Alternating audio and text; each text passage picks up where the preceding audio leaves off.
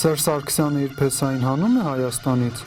Ըստ լավատեղյակ աղբյուրների Սերժ Սարգսյանը որոշում է կայացրել իր փեսային Միքայել Մինասյանին գործուղել Վատիկան, որպես Հայաստանի Հանրապետության արտակարգ եւ լիազոր դեսպան։ Թե ինչով է պայմանավորված նրա այս որոշումը, տարբեր եւ հակասական վարկածներ են քաշվում։ Տեսակետներից մեկն այն է, որ Սերժ Սարգսյանի շրջապատը խիստ դժգոհ է փեսայի գործունեությունից, ով իր անդրկուլիսյան գործողություններով դավադրություններ է կազմակերպում իշխանության մի շարք հայտնի դեմքերի դեմ։ Իդեպ, հետաքրքիրն այն է, որ Միքայել Մինասյանը, չունենալով որևէ պաշտոն եւ չլինելով Հայաստանի Հանրապետական կուսակցության անդամ, անցած նախագահական ընտրություններում նշանակվեց շտաբի պետի տեղակալ, ինչն աննախադեպ որոշում էր, քանի որ ոչ մի ֆորմալ բացատրություն չկար, թե ինչու Հայաստանի Հանրապետական կուսակցության շտաբի պետի տեղակալ է նշանակվում մի մարդու, ով ոչ մի պաշտոն չունի, Հայաստանի պետական կուսակցության անդամ չէ եւ հասարակական հնչեղություն չունի։ Այս տեսակետից շատերը Միքայել Մինասյանին համեմատում են Ռուսաստանի նախկին նախագահ Բորիս Ելցինի փեսա